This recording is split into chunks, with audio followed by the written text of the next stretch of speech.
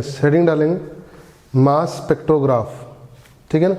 इसका दूसरा नाम है बेन ब्रिज, ठीक है।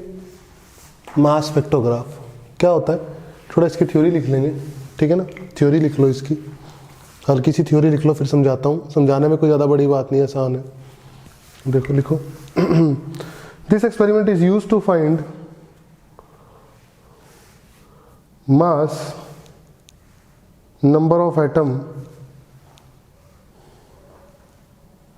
mass number of atom,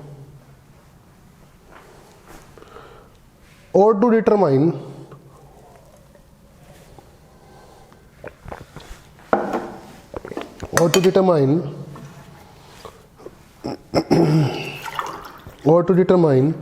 relative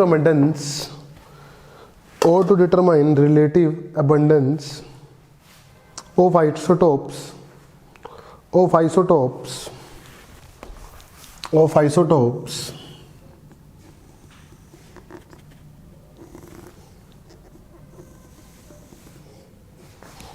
isotopes experimental setup consists of velocity selector and mass spectrograph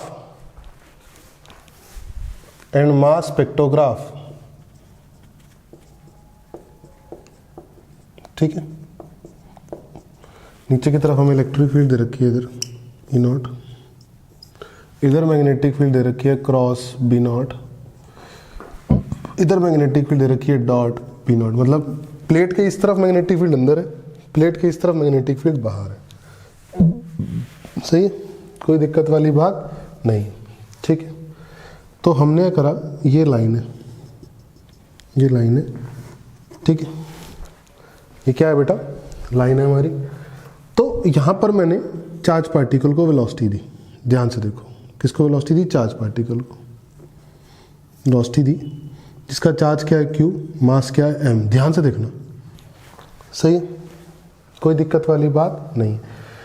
तो इस चार्ज पार्टिकल पे फोर्स लगेगा, ध्यान से देखो कैसे, Q V क्रॉस B करूंगा तो फोर्स ऊपर लगेगा, मैग्नेटिक फोर्स ऊपर लगेगा।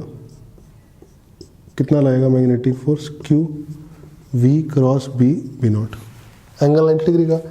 और इलेक्ट्रिक फोर्स लगेगा नीचे Q E नॉट, ठीक है। अगर मैंने देखो यहां से, अगर मैं if Q V B not equal to Q E not, तो वेलोसिटी कितनी है, E not by V not.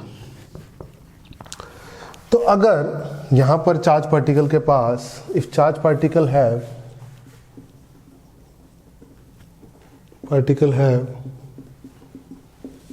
velocity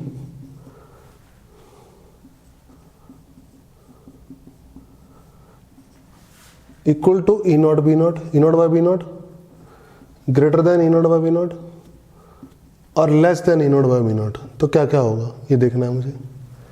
अगर equal to E naught by B naught velocity है तो दोनों फोर्स बराबर है, तो चार्ज पार्टिकल ऐसे जाएगा, सीधा निकल जाएगा ऐसे बाहर। सही है, इलेक्ट्रिक फील्ड इधर है, इधर नहीं है, इधर सिर्फ मैग्नेटिक है, ठीक है। और अगर चार्ज पार्टिकल के पास velocity E not by B not से ज़्यादा है, मतलब E नॉट वाला फोर्स ज़्यादा है इस फोर्स से, तो चार्ज पार्टिकल इधर डिफ्लेक्ट कर जाएगा।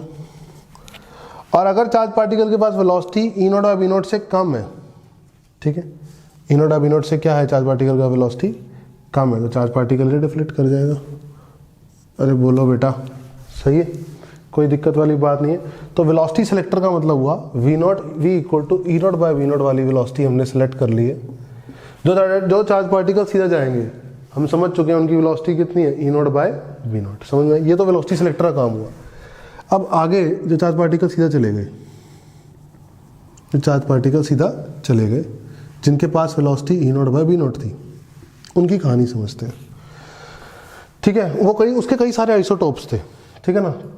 क्या थे, कई सारे आइसोटोप्स। अब हमसे समझो, तो इधर मैग्नेटिक फील्ड है, तो V क्रॉस B करूंगा तो फोर्स नीचे आएगा, तो कुछ चार्ज पार्टिकल ऐसे गए, कुछ चार्ज पार्टिकल ऐसे गए, कुछ चार्ज पार्टिकल ऐसे गए फोटोग्राफिक प्लेट के ऊपर। तो इसका रेडियस कम है, इसका रेडियस ज़्यादा, और सबसे ज़्यादा रेडियस इसका है। अरे बोलो, तो यहाँ चार्ज पार्टिकल क्या करेंगे, यहाँ चार्ज पार्टिकल क्या करेंगे बेटा, mv/qb रेडियस से सर्कल बनाएंगे।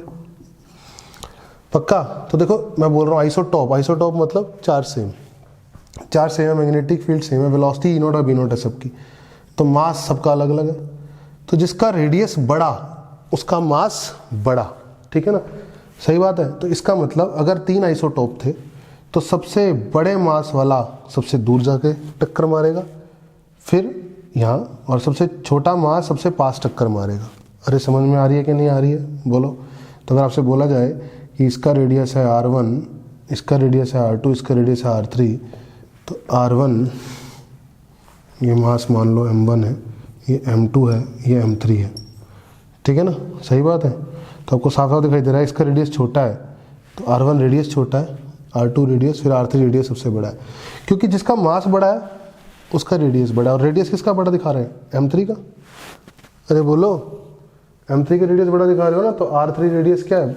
सबसे बड़ा, R2 फिर R1। ये मास स्पेक्ट्रोग्राफ का काम हो गया। मतलब इस तरीके से आप आइसोटॉप्स का मास कंपैरिजन कर सकते हो, कौन सा भारी है कौन सा हल्का। और वेलोसिटी सिलेक्टर का काम इधर हो गया, जिसकी वेलोसिटी ई नॉट है बी नॉट के बराबर हो सीधे चला जाएगा, यहाँ पे वेलोसिटी सिलेक्टर का काम हो गया, ठीक है। तो एक छोटा सा एग्जाम्पल, छोटा सा एक एक्सपेरिमेंट था मास स्पेक्ट्रोग्राफ का, आपको समझ में आ गया होगा, बहुत ईजी है।